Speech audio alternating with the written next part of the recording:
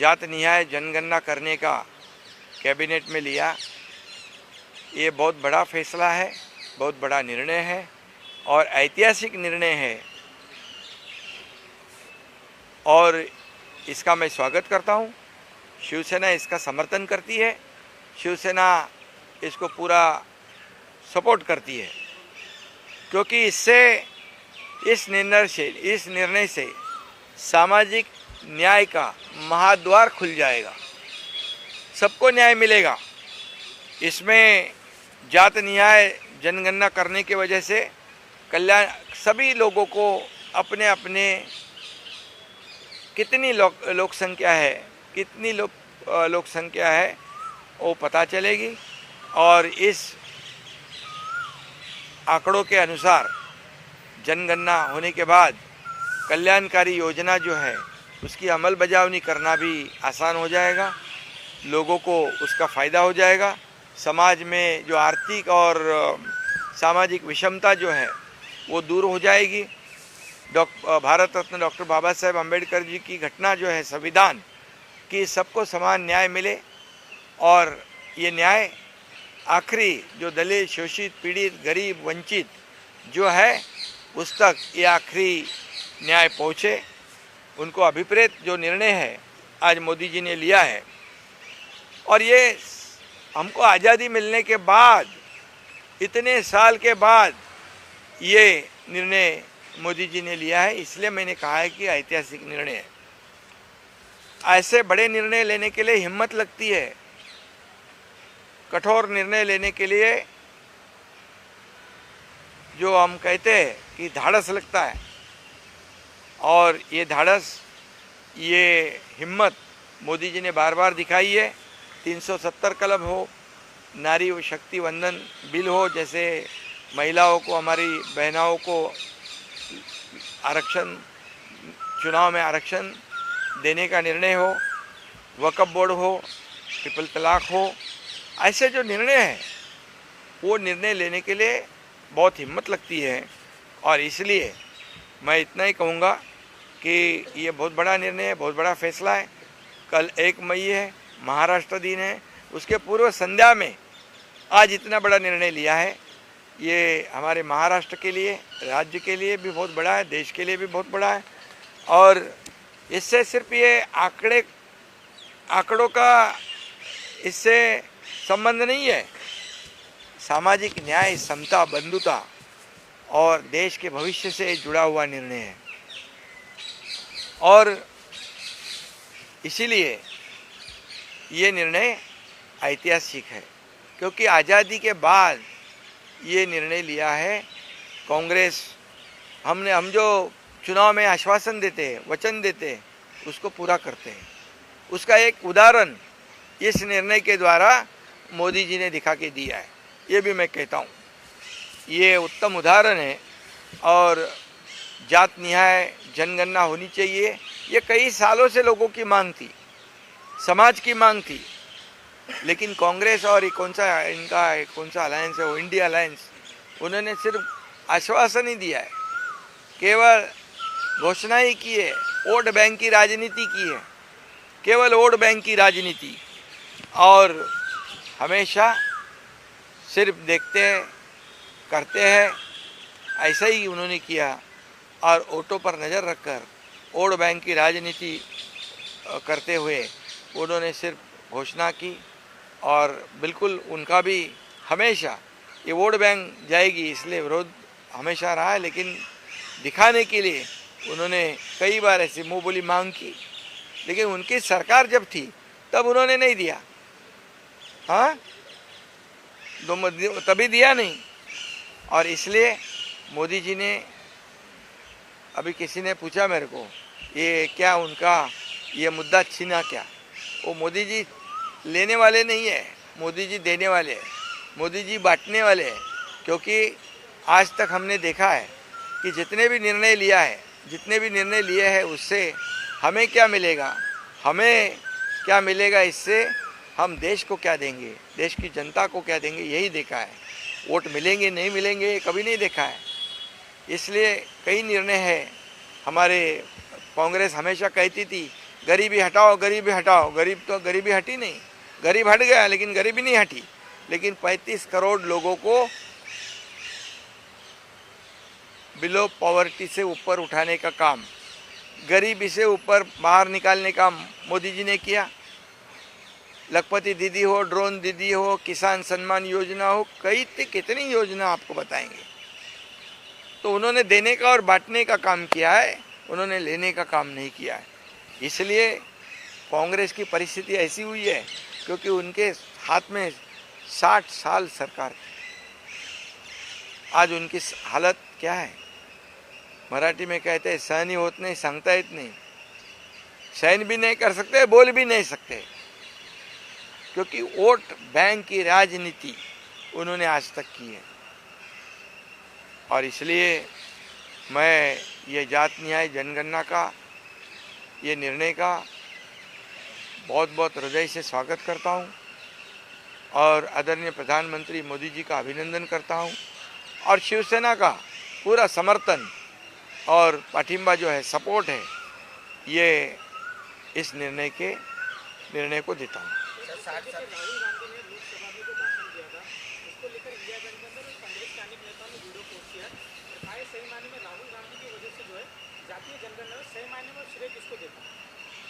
अरे भैया, वो लोग तो इतने साल थे, तभी क्यों नहीं दिया उन्होंने?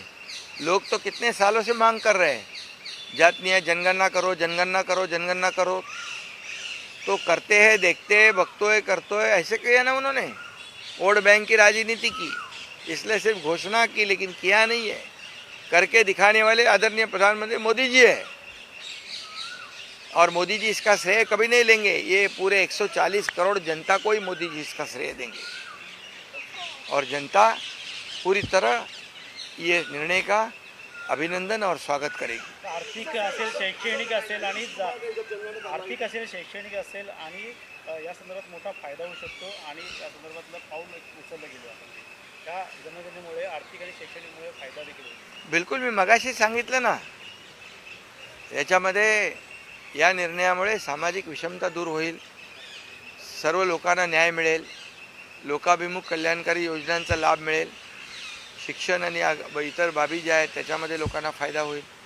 त्यामुळे खूप मोठ्या प्रमाणावर याच्यामध्ये लोकांचा फायदा आहे, जनतेचा फायदा आहे आणि म्हणून जनतेच्या हिताचे निर्णय घेण्याची अनेक उदाहरणं आहेत, त्यातलं एक नवीन उदाहरण आहे। पहलगामच्या विषय आज शरद पवार ठाण्यामध्ये होते। पहलगामच्या विषयामध्ये आमचा पूर्णपणे सरकारला पाठिंबा असल्याचं शरद पवार म्हणाले।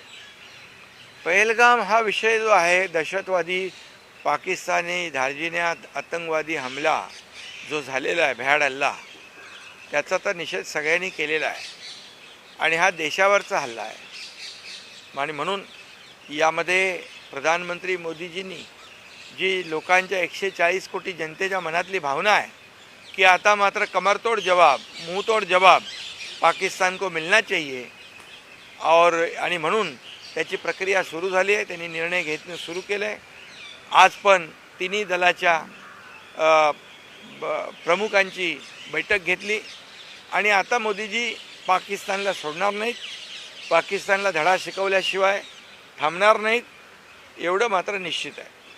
आणि त्यामुळे एक करारा जवाब आपण म्हणतो त्याप्रमाणे पाकिस्तानला मिळेल आणि याच्यापुढं पाकिस्तान हिंदुस्थानकडे वाकड्या नजरेने पाहण्याची हिम्मत करणार नाही आणि पाकिस्तानचं पूर्ण कंबरड या ठिकाणी मोदीजी मोडतील, आपले देशातले सीमेवर लढणारे जवान मोडतील। मला वाटतं पाकिस्तानचं नामोनिशान मिटवण्याचाच निर्णय मोदीजी घेतील, हा विश्वास या देशातल्या सर्व जनतेला आहे। हल्लेखोरांनी जाणून धर्म विचारला का? आता नवीन जाणून धर्म विचारण्यात आला का जे हल्लेखोर होते त्यांनी? आणि या संदर्भात आता पाकिस्तान असेल या अतिरेक्यांचा नवा डाव आहे का धर्म विचार? ते बाबा, त्यांचे जे नातेवाईक आहेत, जे आपण मी भेटलो त्यांना ते सांगतायत ना की नाव विचारून धर्म विचारून गोळ्या घातलेल्या आहेत। त्यामुळे त्यांना पूर्णपणे नेस्तनाबूत करणे, त्यांचा बदला पूर्णपणे घेणे हे आता मोदी साहेबांनी गांभीर्याने घेतलेलं आहे. देशातल्या प्रत्येकाची जी भावना आहे तीच मोदी साहेबांची आहे आणि म्हणून मोदी साहेब धाडसी निर्णय घेतात. आता धाडसी निर्णय घेतले ना पाकिस्तानच्या बद्दल. सिंधू जल करार, पाकिस्तान हाय कमिशन, आपल्या देशातलं हाय कमिशन जे आहे त्याचे पाकिस्तानी अधिकारी हटवून टाकले, विजा रद्द केले, अटारी बॉर्डर बंद केली, आणखी काय काय केलं ना. सगळ्यांना देश सोडून चालते व्हा म्हणून सांगितलं. आणि आता तिन्ही सेनेच्या तिन्ही दलाच्या प्रमुखांची बैठक झालेली आहे. याचा अर्थ आता मोठं पाऊल, मोठा धडाका आणि मोठी सबक, करारा जवाब पाकिस्तानला देतील. जयंत पाटलांनी असं सांगितलंय की ज्यावेळी हल्ला झाला, ज्यावेळी हल्ला झाला, जनगणना की थी तभी सरकार ने विरोध किया था. अब इस बात को माना जा रहा है, क्या समझे सर कि किसका विपक्ष का ये विपक्ष के कहने पे हुआ है कि मोदी सर खुद ने कदम उठाया है? देखिए, मोदी जी दबाव में किसी के काम करते नहीं. मोदी जी जनता के हित का निर्णय लेते हैं. अभी कितने निर्णय देखो आप आज़ादी के बाद लिए गए हैं. ये संविधान खतरे में है, संविधान बदलेगा बोलने वाली कांग्रेस, कभी संविधान दिन उनको याद आया? ये बाबा साहब कहते थे कांग्रेस से दूर रहो, बोले थे बाबा साहब जी बोले थे. और कांग्रेस से जलता हुआ घर है, ये भी बोले थे. तो मोदी जी कभी भी किसी के दबाव में निर्णय नहीं लेते. वो इस देश की 140 करोड़ जनता के हित का निर्णय लेते हैं.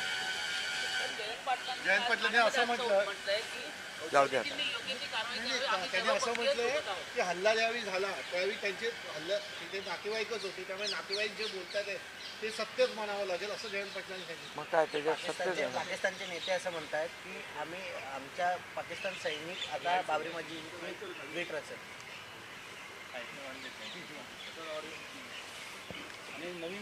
पाकिस्तानचे खायचे वांदे आहेत. त्यांनी त्यांचं पहिलं बघावं. त्यांचं फाटलंय ना, आबाळ फाटलंय, ठिगळ कुठं लावणार. त्यामुळे पाकिस्तानची स्वतःची खायची मोहताज है, खाने की मोहताज है उसकी. तो ये हिंदुस्तान को और ये बाकी उसको मैं बोलता हूँ भूल जाओ अभी सब कुछ. अभी तो अब तक कांग्रेस की सरकार थी, वोटों की राजनीति कर रही थी और हमारे जवान मारे जा रहे थे, सर काट कर पाकिस्तान लेके जा रहे थे. तब कांग्रेस चुपचाप देखती थी. लेकिन अभी जैसे ही पुलवामा का सर्जिकल स्ट्राइक किया, जैसे हमारे सैनिकों पर अटैक किया, तो मोदी जी ने सर्जिकल स्ट्राइक करके पाकिस्तान में घुसकर मारा है. अब भी घुसकर मारने वाला ये भारत है, चुप बैठने वाला भारत नहीं है. और इसलिए पाकिस्तान ने अपने औकात में रहना चाहिए और अपने औकात में ही बात करनी चाहिए.